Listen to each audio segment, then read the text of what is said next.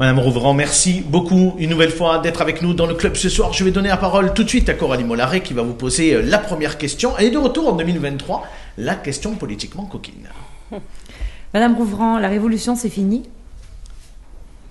La révolution, moi je ne fais pas la révolution. Ah bon ? Parce qu'Emmanuel Macron l'a fait en 2016 lorsqu'il prédisait à l'époque la fin des partis politiques. Pourtant aujourd'hui Renaissance devient un parti comme les autres. Pourquoi ?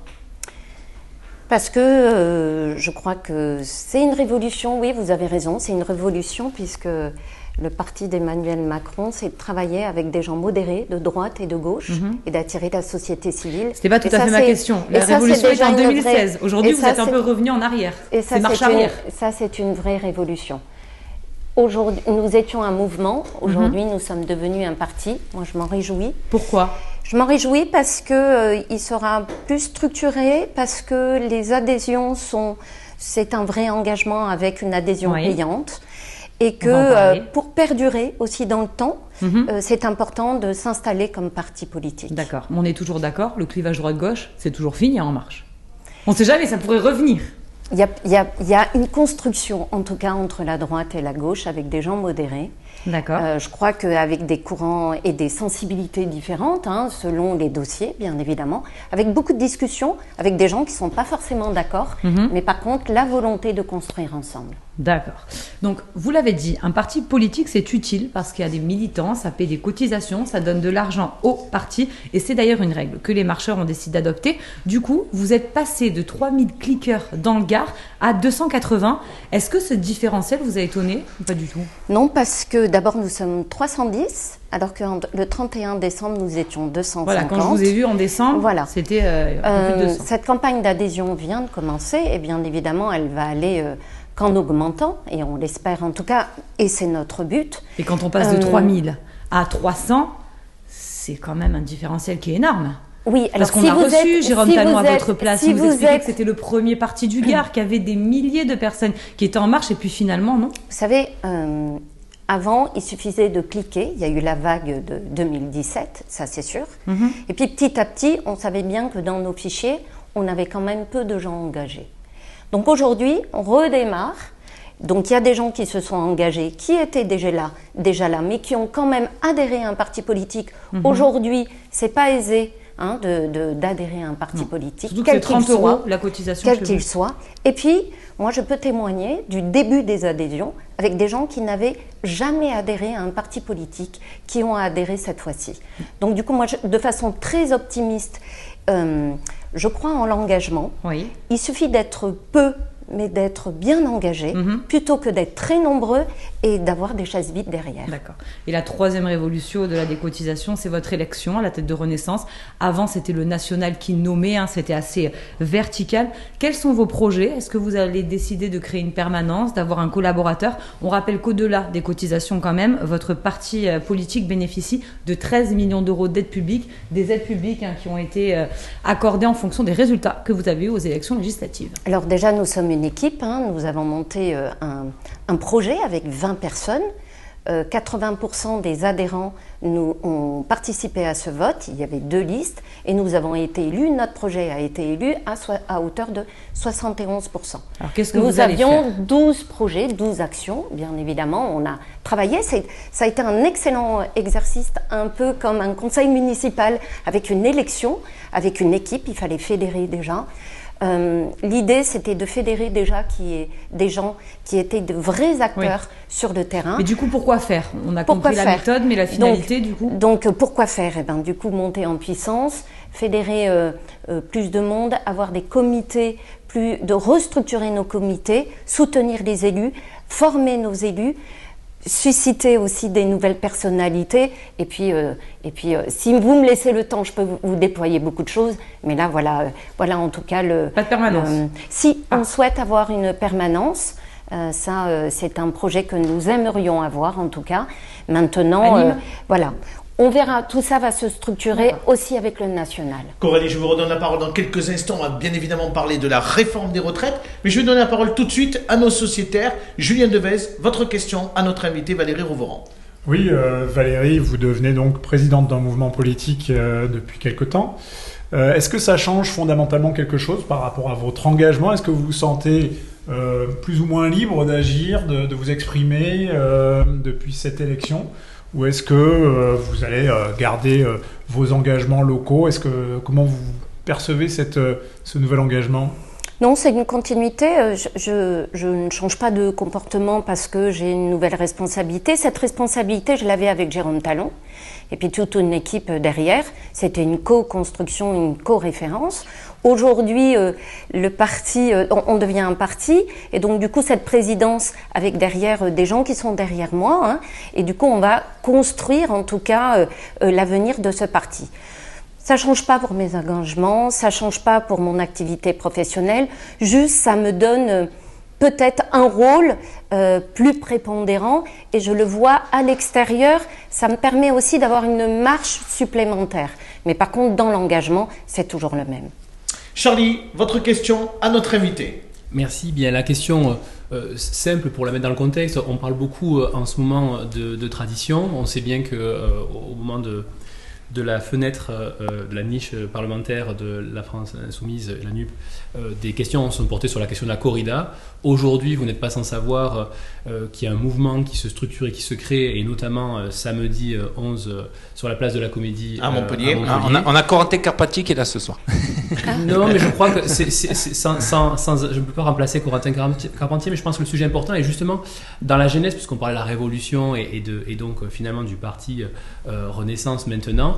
Ce parti est apparu dans un premier temps comme un parti qui opposait les urbains à la ruralité. Et comme le débat c'est la ruralité et que vous êtes présidente dans le Gard, qui est plutôt un département rural, ma question c'est au sein de votre exécutif du parti politique que vous représentez, est-ce qu'il y a des discussions, est-ce que vous allez avoir des représentants samedi ? Je sais que vous êtes en conseil municipal samedi, mais samedi, est-ce que vous serez présente ou est-ce que vous encouragez cette manifestation ? Alors je vais vous répondre clairement, dès que fin août, on a été tout de suite alerté par la proposition de loi d'Aymeric Caron contre la corrida. Et donc, mon engagement, il n'a pas fallu que je réfléchisse longtemps. Je vais au corrida depuis que j'ai 7 ans. Et donc, cette tradition locale était pour moi très importante. Et bien évidemment, dès fin août, j'ai rencontré, nous avions une réunion de cadres au sein du Parti Renaissance. Et très rapidement, on ne m'a parlé que de ça. Donc en fait, je me suis engagée. J'ai porté cette parole auprès des parlementaires parisiens, bien évidemment, qui étaient bien éloignés de nos traditions. Mais mon rôle a été justement de travailler avec Corentin Carpentier et avec les acteurs aussi, et tous les politiques qui se sont emparés de cette question, de dire voilà, il est hors de question en tout cas que des gens parisiens, sans nous connaître, sans se rendre compte de notre développement économique, de toute la biodiversité, ça va au-delà aussi de la corrida, mais de notre tradition, qu'on puisse d'un coup d'arrêt, un coup de sifflet, nous dire que nous devons vivre de telle manière ou de telle autre manière. Donc en fait, cet engagement, j'ai pas attendu d'être présidente, j'ai pas attendu quoi que ce soit, mais je me suis engagée au sein de mon parti politique. Samedi, je ne pourrais pas être là, malheureusement, mais j'avais décidé, bien sûr, d'être là. J'ai toute une équipe, j'ai aussi Jean-Luc Garcia, j'ai des gens qui sont avec nous et qui vont me représenter, mais je suis convoquée à Paris par Stéphane Séjourné pour notre élection. Mais par contre, je compte bien œuvrer pour nos traditions, comme je l'ai fait depuis toujours. Pour prolonger la question de Charlie, peut-être un mot sur l'affiche qui a été présentée hier par la ville de Nîmes. Qu'est-ce que vous en pensez de cette réalisation par Nicole Bousquet ? Alors, j'ai toujours besoin de me faire une idée, mais je l'ai vue. Ce qui m'a touchée, c'est que c'est une femme. Et donc, du coup, dans ce monde masculin tauromachique, on sait bien la place des femmes, combien c'est compliqué. Il n'y a pas de taureau. Donc voilà, ça a été le choix, mais c'est une belle affiche. Vraiment, c'est une belle affiche qui va dans le temps aussi, avec ce que nous vivons. Et voilà, j'ai pas plus à dire là-dessus. Avant de parler de la réforme des retraites, quelques questions sur la politique locale. D'abord, sur Nîmes Métropole, qu'est-ce que vous pensez des actions de Franck Proust autour de l'aéroport de Nîmes et cette volonté de développer les lignes commerciales, et peut-être que Julien aura un mot à dire là-dessus également. L'aéroport, c'est un sujet complexe. Alors, quand on est citoyen, on se dit « Ah, super, il y a des lignes supplémentaires ». Et donc, du coup, ça plaît à tout le monde. Après, il faut juste une question de rentabilité. Je crois que ce qui est important, c'est de savoir que voilà, on a plusieurs aéroports autour, à Marseille, à Montpellier, et donc c'est le concitoyen qui paie aussi ces lignes supplémentaires. Si vous étiez à la place de Franck Proust, vous auriez peut-être pas été dans une démarche de développer des lignes commerciales? Alors, si j'étais je ne suis pas à la place de Franck Proust et je ne suis pas dans l'exécutif. Ouais, enfin, je présume donc, que aujourd'hui, vous avez envie de l'être dans quelques années. Mais la seule chose, c'est que quand vous êtes dans l'exécutif, vous avez les tenants et les aboutissants. Et du coup, vous faites des choix politiques. Si vos choix politiques, c'est de développer, de se dire, c'est les concitoyens qui vont payer, et du coup, il y a de la rentabilité, c'est un choix. Aujourd'hui, je ne suis pas dans l'exécutif. En tout cas, ce que je sais, c'est qu'il y a deux idées qui s'opposent, et il faut juste savoir si effectivement, combien coûte cet aéroport. Et je crois que ces lignes commerciales ne doivent pas être concurrentes, c'est indispensable. Julien. Oui, moi je suis tout à fait en phase avec ce que dit Valérie, mais je préciserai juste, si vous êtes consommateur, oui, peut-être vous vous réjouissez d'avoir des nouvelles lignes. Si vous êtes contribuable, vous vous posez la question de combien ça coûte, et si vous êtes citoyen, là, peut-être que vous vous demandez quel est l'avenir du transport aérien commercial dans le monde dans lequel on est. Mais ça participe pas à l'attractivité du territoire, cet aéroport, aujourd'hui? Honnêtement, la plupart des lignes qui sont aujourd'hui développées autour de l'aéroport sont des lignes à flux sortant. On parle plutôt de lignes qui s'orientent vers le sud que de lignes qui s'orientent vers le nord. Il y a quand même eu Dublin et Édimbourg, c'est pas très bien. Ça, oui. Très bien. Et puis n'oubliez pas aussi que le trafic commercial...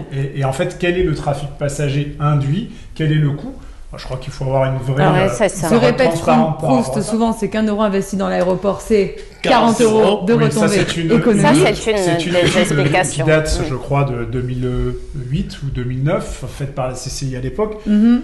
Mais en tout cas, juste le principal argument, c'est qu'aujourd'hui, l'aéroport, il fonctionne sur un triptyque et l'activité commerciale permet de conserver la sacro-sainte tour de contrôle grâce à laquelle, notamment, des entreprises, des fleurons comme Sabena permettent de travailler. La vocation, là, je suis d'accord avec vous, c'est que la vocation de cet aéroport est C'était un débat qu'il y avait avec la droite et Yvan Lachaud à l'époque, d'ailleurs. Tout à fait. Nous avions cherché à vraiment initier une démarche économique autour de l'aéroport, ce qui est fait, ce qui a été initié et ce qui est continué autour d'ailleurs de la proximité des pistes, c'est une très bonne chose.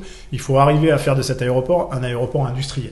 Voilà, c'est vraiment autour de ça qu'on a un véritable atout, parce que la piste le permet, parce qu'effectivement son histoire militaire le garantissait. Pour autant, je pense qu'il faut toujours se poser la question de savoir si commercialement, un aéroport comme celui de Nîmes, coincé entre Marseille et Montpellier, a une viabilité propre. On me dit un mot, bien évidemment, aussi sur Yvan Lachaud. On ne va pas passer l'émission sur Yvan Lachaud, mais on est obligé quand même de vous poser la question, puisqu'aujourd'hui, Yvan Lachaud a des fonctions importantes chez Horizon, dans le département du Gard, alors particulièrement à Nîmes. Est-ce à dire qu'il y a une obligation de vous entendre pour 2026 avec Yvan Lachaud? En fait, je recentre les choses, c'est que la majorité présidentielle, c'est Horizon, le Modem et Renaissance. Et dans Renaissance, déjà, vous avez deux courants, Agir et Territoire de Progrès. Et donc cette force fera que nous devons construire ensemble, nous devons gagner des élections ensemble, et ce projet, en tout cas de majorité présidentielle, est existant. Est-ce que vous avez déjà... Pardon. Non, ça peut être une faiblesse aussi d'avoir justement ces trois groupes, cette majorité un peu morcelée. Ça peut créer des divisions aussi. Qui va être devant? Pareil. Tête de liste. Pour l'instant, personne n'a de réponse. Vous vous êtes vu avec Yvan Lachaud? Vous avez discuté? Vous vous êtes vu? On discute humainement, on se voit, on est dans le même groupe aussi politique. Là, aujourd'hui, au tenté... effectivement, Yvan Lachaud a des fonctions chez Horizon et moi chez Renaissance. Voilà, on a en tout cas, pour moi je dois structurer ce parti avec notre équipe et travailler avec la majorité présidentielle. Il y a une obligation de s'entendre. La question que je vais vous poser ce soir, c'est il y a une obligation de s'entendre. Oui, il n'y a pas de souci par rapport à l'entente. Je crois que la désentente et la désunion coûtent cher en politique. Donc à un moment donné, il faut se structurer et avancer. Un tout dernier mot, je redonne la parole bien évidemment à Coranie. On va parler de la réforme des retraites. Face à l'union de la gauche, qui se dessine pour 2026. Est-ce que vous serez contraint de faire une majorité de droite et du centre? Et pourquoi pas demain avec Julien Plantier? On entend beaucoup dans la ville que vous vous entendez bien avec Julien Plantier et que vous pourriez faire un ticket à deux face à l'union de la gauche qui s'annonce. En fait, je recentre. Nous sommes en 2023 et on parle déjà de 2026. Je l'ai dit ce matin, je le dis souvent. Il reste que 3 petites années. Il reste 3 petites années, mais quand même le chemin est encore long. Et ce que je disais, c'est qu'en politique comme dans la vie, ce qui est valable aujourd'hui n'est pas valable demain. Moi, ce que je veux dire, c'est que je m'entends avec tout le monde, bien évidemment. Je suis du centre droit. Je fais partie de ce centre droit. Et vous faisiez partie de la majorité avec Jean-Paul Fournier il y a quelques années. Donc voilà, je parle à tout le monde, je m'entends avec tout le monde. Après, il y a de la construction à faire. Et là, aujourd'hui, je n'ai pas de réponse toute claire à vous donner. Allez Coralie, on parle de la réforme des retraites. Eh oui, qui a marqué l'actualité politique de toute la semaine. Hier, Corentin était à la mobilisation à Nîmes, 15 000 personnes à défiler. Est-ce que le gouvernement... Selon les syndicats. Non, alors non. Les syndicats... Oui, là les chiffres étaient... Mais bon, on va dire environ un peu plus de 10 000 c'est plus au donné de la tête. Selon la préfecture, 4 000 selon la préfecture, 20 000 selon les syndicats. particulier. Donc 15 000, bon bref, peu importe. En tout cas, il y a une vraie colère contre cette réforme. Est-ce qu'aujourd'hui, Emmanuel Macron et Elisabeth Borne sont sourds à la colère de la rue ? Non, je ne crois pas. On ne peut pas dire qu'ils sont sourds. Et ils ne cessent, Elisabeth Borne et son ministre Olivier Dussopt, ne cessent de prendre la parole, d'écouter, de recevoir. Qu'est-ce que vous en pensez, vous, de cette réforme ? Parce que les gens dans la rue doivent vous interpeller. 2 ans de plus, quand on a 62-64, c'est quand même compliqué. Il y a des métiers pénibles, tous ne sont pas reconnus dans la pénibilité. Qu'est-ce que vous leur répondez aux gens ? En fait, je comprends. Je comprends. Personne n'a envie de travailler 2 ans de plus. C'est indéniable. C'est une réforme qui est difficile à avaler. C'est tout. Et donc, réformer, je crois que c'est, en tout cas mes convictions, indispensable. Si on veut perdurer, je suis totalement en cohérence et en soutien avec les propositions du gouvernement. Il faut juste que ça s'adapte. Et justement, le gouvernement ne cesse d'écouter pour réajuster aussi avec tous les amendements.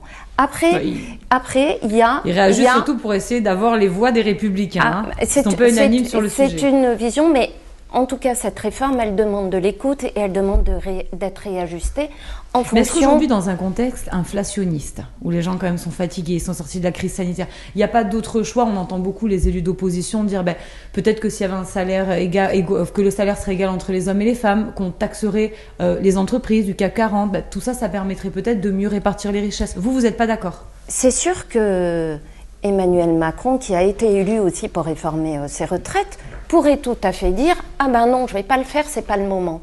Je crois qu'on a un gouvernement courageux et en responsabilité. Quand vous n'êtes pas en responsabilité, c'est facile de dire « il n'y a qu'à Faucon ». À un moment donné, si on veut, c'est mathématique. On a moins d'actifs pour payer les retraites. Il faut réformer. Si on veut que nos enfants et nos petits-enfants aient une retraite décente, et qui perdure, il faut faire cette réforme. C'est sûr que le contexte est anxiogène. C'est sûr que ça rajoute en tout cas de l'inquiétude. Parce que c'est inquiétant de travailler 2 ans de plus en fonction de sa propre situation. Mais ce serait plus confortable de dire on la décale. Moi, je crois que aujourd'hui, ce gouvernement est en responsabilité et essaie en tout cas d'apporter des solutions. Allez, un dernier mot de nos sociétaires. Julien, vous vouliez dire quelque chose? Oui, mais finalement, Valérie... Elle a répondu, vous êtes d'accord avec elle? Je voulais rappeler quand même qu'Emmanuel Macron, je me souviens d'un débat qu'on avait fait sur ce plateau, où vous me disiez, est-ce que la position d'Emmanuel Macron sur les réformes sur les retraites ne risque pas de lui coûter son élection? Il a eu ce courage, ça a été un des rares candidats à oser défendre des mesures avec Valérie Pécresse quand même à 65 ans. Oui. Monsieur Cresse, alors je vais défendre votre candidat. Ouais. C'est pour ça que c'est bien de rappeler aussi le contexte. Bon, l'histoire des retraites, c'est quand même un débat dans la société qui est important parce que c'est un des piliers de la protection sociale, c'est d'avoir droit à la retraite, donc ça doit se réfléchir. Et il faut rappeler que la réforme du quinquennat 2017 n'est pas la même que proposée aujourd'hui, où il y avait un système beaucoup plus complexe. Là, dans un système de répartition, on peut comprendre, et je crois que c'est la position d'un certain nombre de politiques, on peut comprendre qu'il faut pouvoir équilibrer sur la base du système de répartition et non pas en faisant appel à des taxations ou à d'autres, comme vous parlez des entreprises du CAC 40. Donc je pense qu'il faut que le modèle s'équilibre par lui-même. Après, peut-être un jour on changera de modèle, mais c'est pas le débat. Le débat, c'est ça, et je crois que Et tous les deux, vous êtes plutôt favorables, du coup, à cette réforme des retraites? Tout à fait. Il faut soutenir une réforme. On ne peut pas ne pas réformer de principe parce qu'il y a des injustices. Il faut plutôt s'intéresser dans un travail parlementaire et dans un travail collectif ou même dans un travail des organisations syndicales. C'est peut-être là leur rôle principal, à discuter de comment on fait pour qu'elle soit le plus juste possible au lieu de la refuser de but en blanc. Voilà ma position. Merci Valérie Rovera en tout cas d'avoir répondu à toutes nos questions.